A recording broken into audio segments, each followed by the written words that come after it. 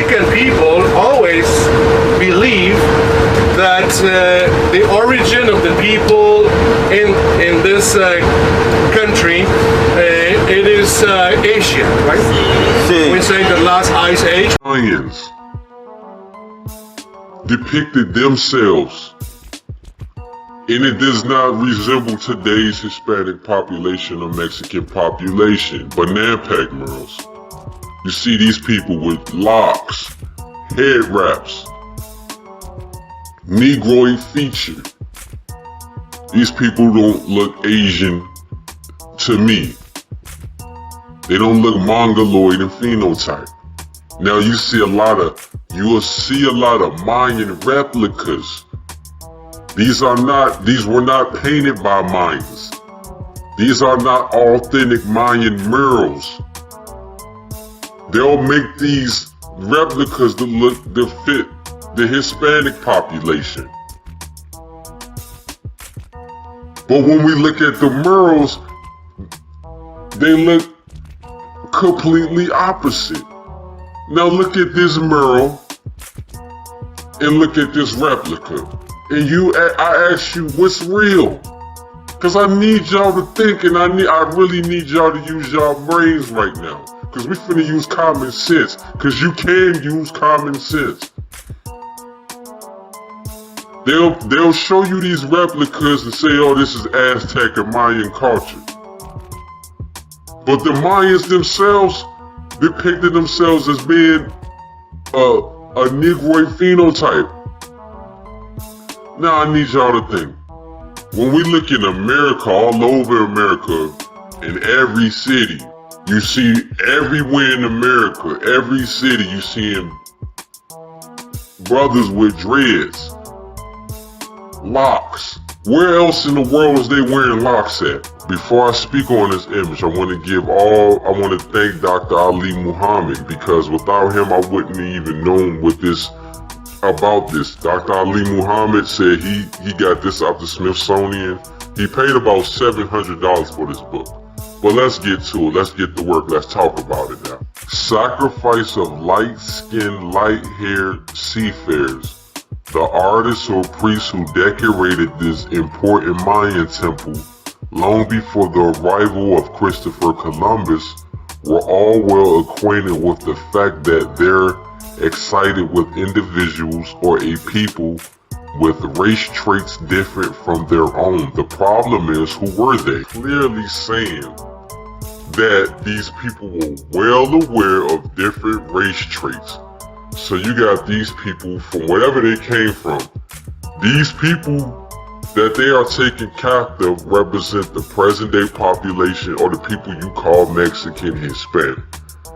These people are your Afro-Mexicans or your quote-unquote African-Americans, your indigenous people of America. Now when I first seen this mural right here, now this is the Mayans. They're tying up these pale-skinned invaders.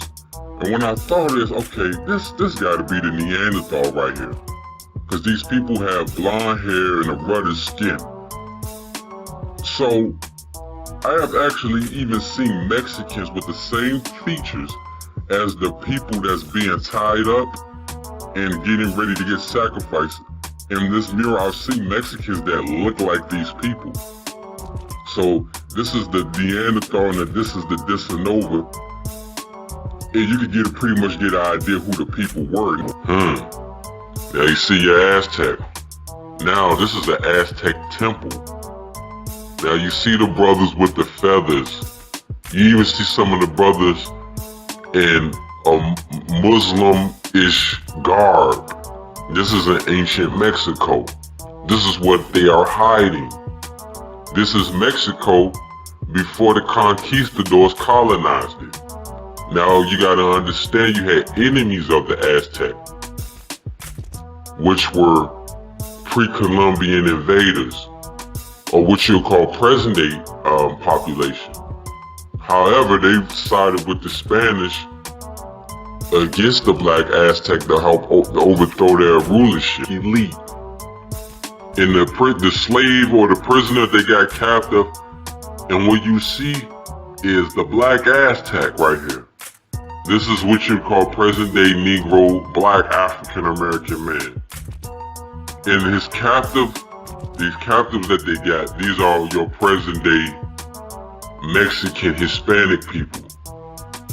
What y'all gotta understand is, the people that you see right here helped the Spaniards overthrow the Black Aztec in Mexico. You have Achua, the Mayan deity of chocolate, or coca, and he has his gold-tipped spear and his jaguar fur on. A quote-unquote black god, ancient Mexico. This is in Guatemala. Now Guatemala is next to Honduras, where Dr. Sebi is from. Dr. Sebi's from Honduras. That's that whole Mayan, Olmec territory, ancient Mexico. And I see a lot between Dr. Sebi and this Mayan deity. You see, it's a strong resemblance. Now, this is my question for the Hispanic community, the Native American community. Now, I'm just asking a question, and this is for everybody. This is a common sense challenge. I need everybody to think. Now, as I make my point on what I'm going to say, is it a coincidence that when you look at these old Mayan murals, Aztec codex, you happen to see the people, the higher or the rulership happen to have dark skin. They happen to look black.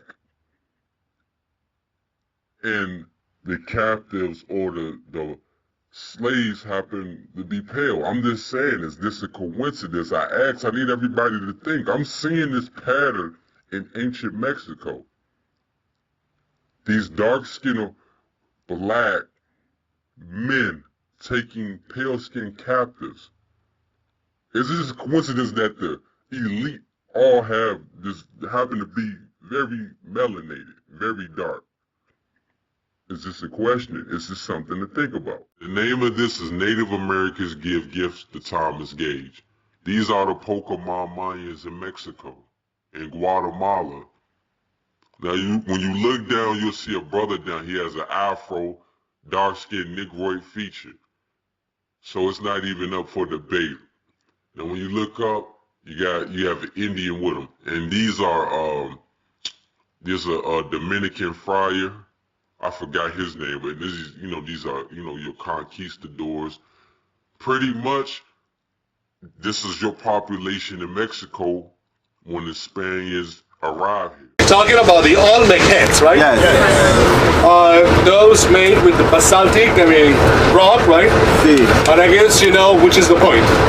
The mystery, it is that those Olmec heads showing us none of the features. Can I say that? Physical characteristics quite different to the rest of the people we have in this country, right? Yeah. Clay head from La Venta, Tabasco, showing kinky hair, pre-classic. I instantly seen the phenotypes on this ancient Mexican head, and I instantly know, okay, this is what this person would look like in the 21st century. And these are the phenotypes. And now this woman happens to be from Cuba. I believe she's Cuban.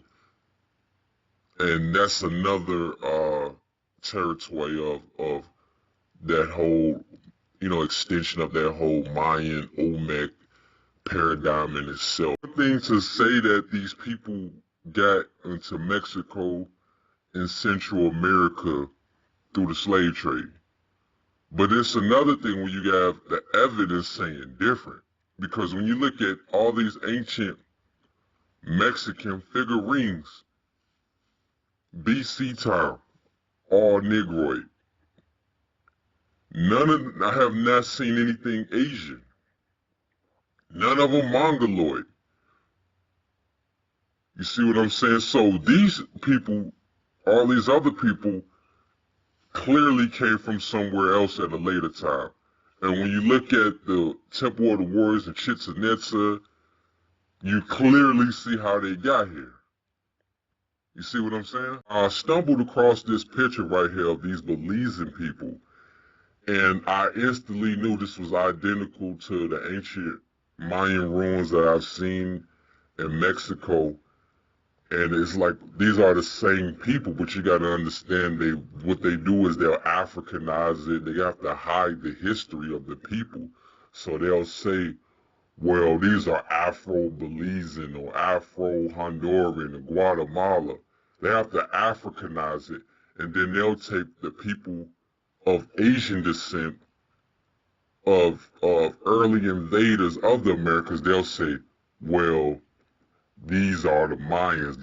These people who clearly have no resemblance to these ancient ruins and murals in Mexico. This is from the Arnoldus Montanus book, The New and Unknown World. This is from the first ever depiction of indigenous people of the Americas. Now you see these Aztecs, they're meeting Hernan Cortez, the conquistador, and the Spaniards. And this is by the ancient volcano they had. You see these brothers? Now, when you look at these Nicaraguan women in Central America, these indigenous beauties, when you look at these beautiful women of Nicaragua, you can get an idea what the population looked like in ancient Mexico and get to be able to distinguish the indigenous people. These are the American Indians. And this is a Mosquito Indian of the Mosquito tribe.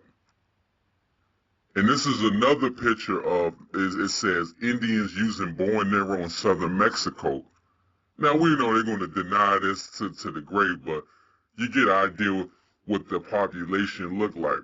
And these brothers was probably in somewhere rural where they couldn't make contact with Spaniards or white people, so they was probably able to preserve their identity and who they are. Talked about this years ago. This is nothing new to me. I really talked about this. I want to give respect to Sister Yafa Bay, because I remember she even mentioned the panther being the indigenous cat of America. All due respect. Now, years ago, I had made this photo, and I have the Olmec head and the panther, and then I have the Egyptian and the lion, because the jaguar panther being the indigenous cat of the Americas, and the lion being the cat of Africa, and the tiger of China, Asia.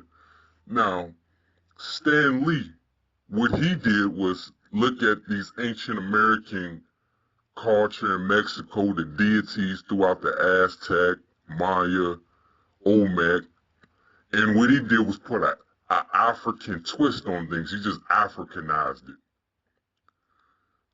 Then you got Wakanda, that being the deity in the plains throughout the Plains tribes and the Algonquin.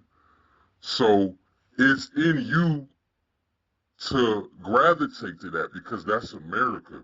That's ancient America. That's you. That's what you are. They like they always do, they have to put an African spin on it. But Wakanda is within you. That is here in America. We don't know our history, so, they'll put Africanize it, what I mean? That's what they do. That's what they have to do. What they'll do is, they really laughing at us. They're like, dumb niggas don't know their history. So we're going to Africanize it. And they'll laugh at you and collect money. Not knowing that Wakanda is a deity throughout the plains, the Dakotas, Algonquin nations, the Osage. Not knowing that. And not knowing the symbolism of the jaguar, the panther, the Americas. To examine closely at leisure all the pieces in that collection. It is a priceless collection, and many of you have raised the question which must be pursued: what will happen when von Wutenow, who is now 84, dies? What will happen to a collection which is of tremendous significance for us blacks throughout the third world? Because the likelihood is, as has happened in previous centuries, the likelihood is that all of these marvelous pieces which we have seen, and which we have not yet had time to photograph completely and to preserve, may disappear. Von Wuthenau has, in addition to these little sculptures, he has a catalog of everything he has.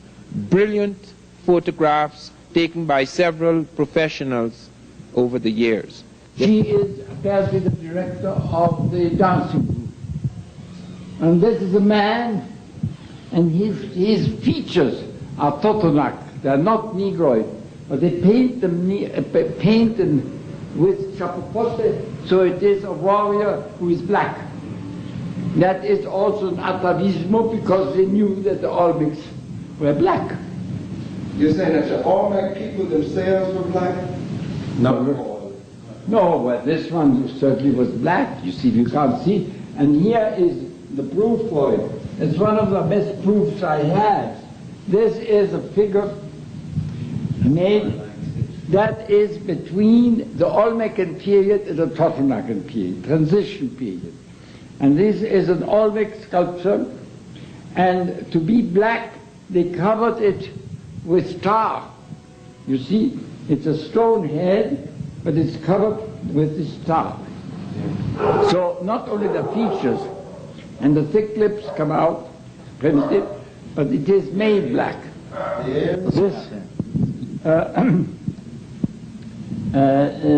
This piece was put on the cover of Revista in Mexico in March, and shows you that another colossal Olmec head was found in Mexico, which has not been, in my opinion, I don't know where it is, it's never exhibited. I wonder if they really have excavated it. Of course, you see these, there is the item that the people in Tabasco, Tabasco is one of the provinces here, I mean one of the states, the state, just as Louisiana is a state. And the people in Tabasco don't want it to disappear from their place to Mexico City. And there are frictions between the Instituto de Antropología and the state, you see. And that's why I don't know if they've done in the state something about